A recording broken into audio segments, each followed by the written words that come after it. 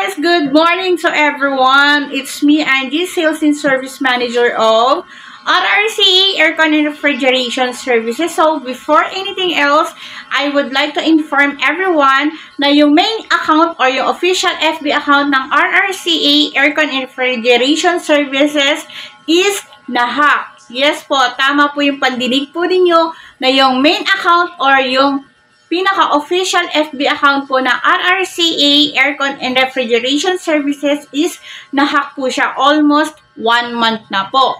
I can't create a new FB account kasi nga is hindi tinatanggap ni Meta or ni Facebook yung the same number, the same email address, and the same device.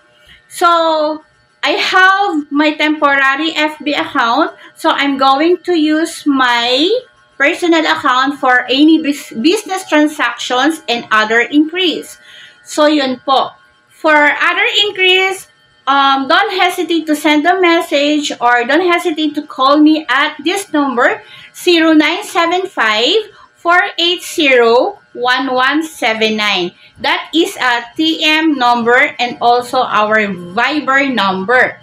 So, para naman sa lahat ng mga nagtatanong, kung continue pa rin po ba kaming nagdi-deliver or nagsusupply ng mga brand new aircon? Yes na yes po. Continue pa rin po kami na nagdi-deliver and nagsusupply po ng any type and brand of aircon. The same details is the same contact number also. Doon nyo po kami tatawagan or i-message.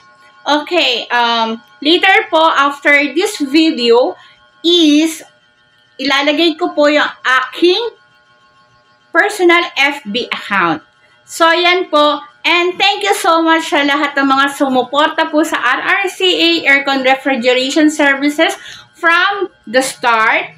So, yan. Maraming salamat po sa inyo sa Andy support at sa tiwala po sa aming serbisyo.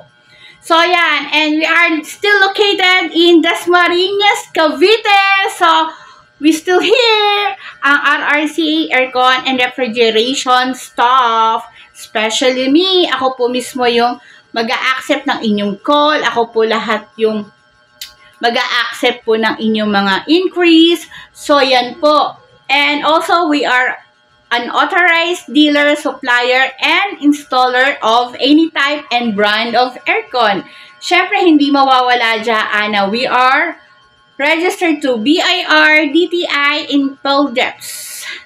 So, yan. Pwede po kami sa private and government offices and companies. So, thank you ulit. Maraming salamat po.